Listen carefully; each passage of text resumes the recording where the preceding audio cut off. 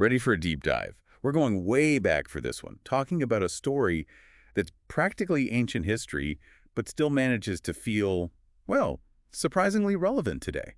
It's true. These ancient texts, they have a way of doing that, don't they? Speaking to something, some part of the human experience that transcends time and place. It's like they knew we'd still be wrestling with the same questions thousands of years later.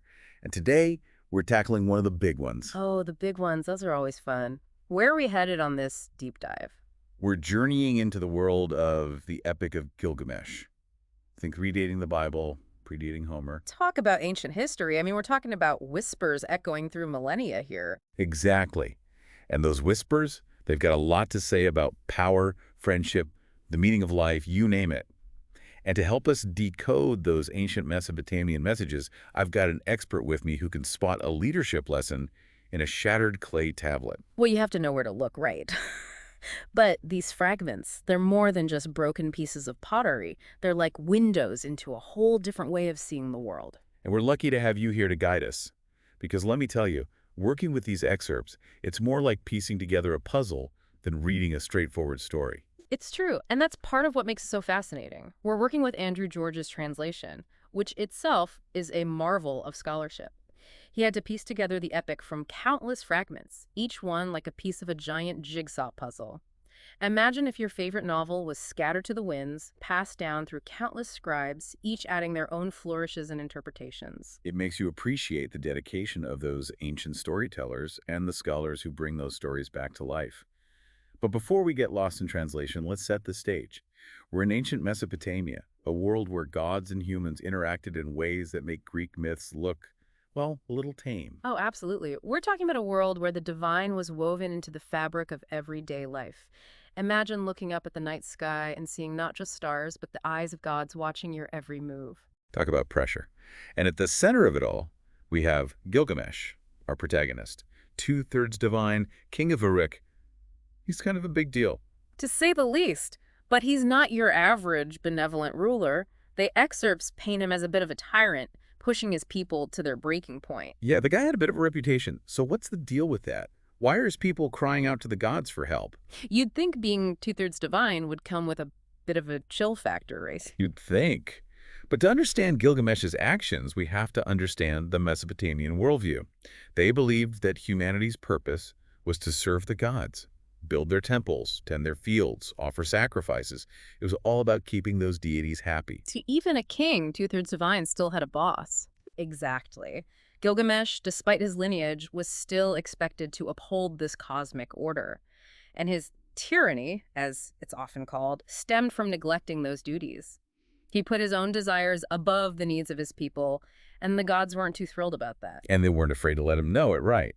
But instead of just, lightning bolting him into submission, they got a little more creative. Oh, much more creative. We're talking divine intervention on a whole other level. They decide to create Enkidu. And let me tell you, his origin story is straight out of a fantasy epic. Oh, absolutely. We're talking about a being molded from clay by the goddess Uruk, raised by animals, completely wild and untamed.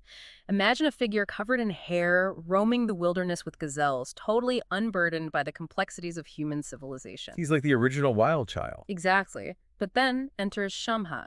Now, who is Shamhat in all of this? Shamhat, a temple priestess, a woman of, shall we say, considerable charm and persuasion. She's given quite the task. And what would that be? To tame Enkidu, to awaken his human side. Talk about a challenge. Sending in a priestess to tame a wild man. I mean, talk about culture shock. Right. It's not exactly your average Tuesday, even in ancient Mesopotamia, but it's an encounter with huge implications. I bet. It's not every day you see civilization versus wild nature playing out quite so literally. Exactly. And Shamhat's role, it's crucial. She introduces Enkidu to everything that defines human civilization. Food, drink, conversation, clothing. She's basically a one-woman crash course in humanity. I can only imagine. Going from hanging out with gazelles to navigating, human relationships. That's quite the adjustment. It really is.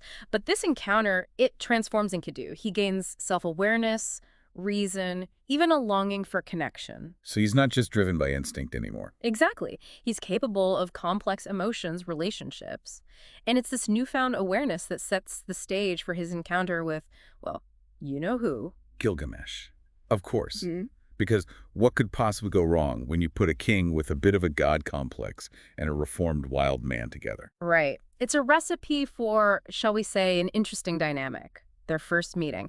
It's actually described as a clash, a battle of strength and wills. Kind of makes you want to see a reenactment, doesn't it? Oh, absolutely. Yeah. But from that initial clash, something unexpected emerges, a powerful bond. They become friends. They do. They recognize something in each other, a reflection of their own strengths, their desires. They become companions, confidants, even rivals in a way. Okay, so we've got the makings of a buddy comedy here, except with, a bit more divine intervention and probably higher stakes. Oh, definitely higher stakes.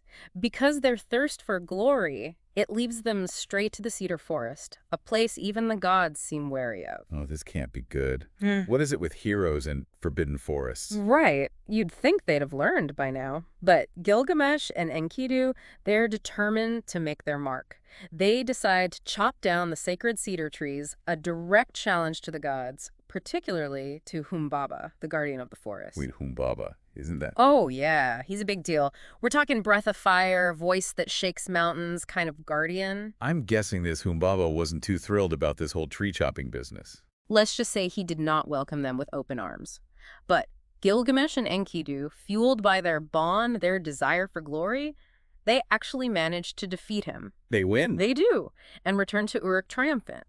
But their victory comes at a steep price. Because you don't just go around slaying divine guardians and get away scot-free, right? There's always a catch. Always a catch.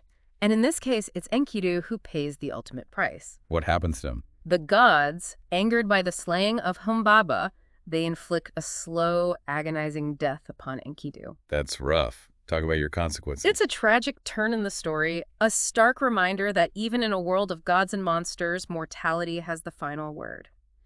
And for Gilgamesh, this loss, this brush with death's raw power, it changes everything. Wow.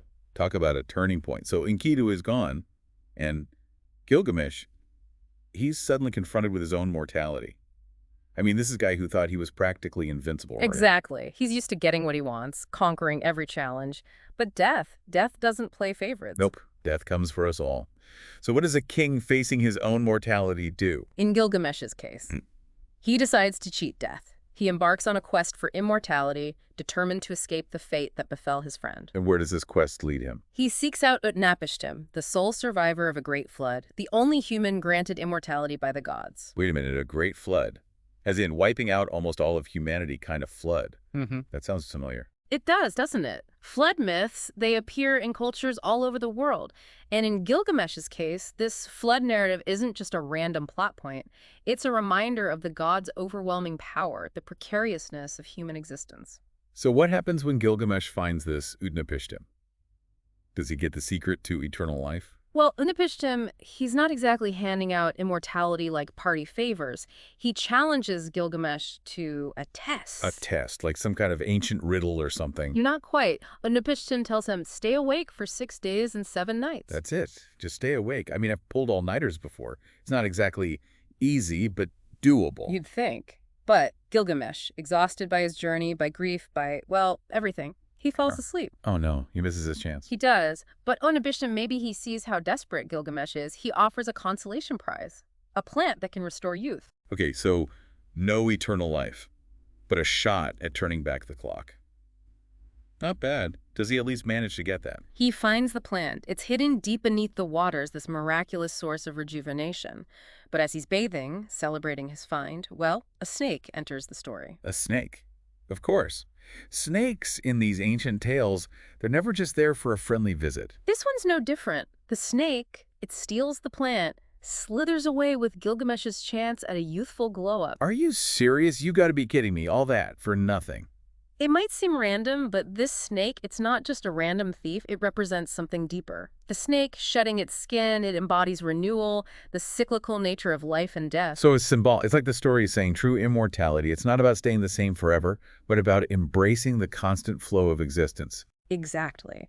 And Gilgamesh, he returns to Uruk empty-handed. No fountain of youth, no secret handshake with immortality. But he's not the same king who embarked on this quest. How so? How has he changed? He's transformed not by magic, but by understanding, by accepting his own mortality, the limits of his power. It's interesting, we started this loop dive talking about ancient whispers.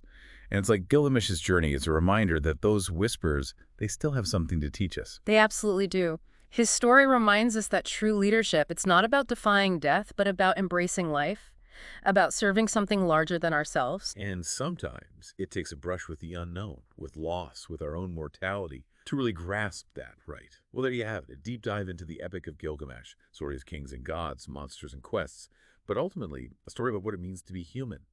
And as always, keep exploring those ancient whispers. You never know what wisdom you might uncover. Until next time.